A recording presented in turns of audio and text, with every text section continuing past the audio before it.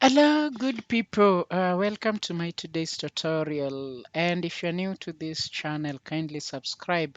If you've been part of the family, continue to support. So today we are going to learn or we are going to determine the amount or the price of the product after we've less discount percentage of a product.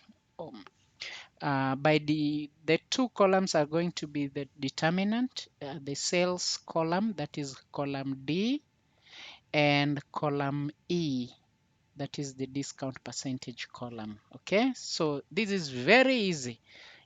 Have equal sign, then the sales amount times the percentage, sorry, into bracket 1 minus the percentage discount, then we close, then you enter. Here we go. Then you apply, double click, then we apply to the rest of the cells. So if I were to buy a keyboard, I'll pay 31.50. If I were to buy a mouse of the same, I'll buy it at 245.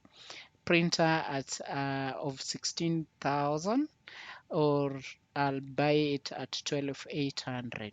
Okay, so that's pretty easy. Try it out, leave a comment, and share out the video so that we be part of this channel.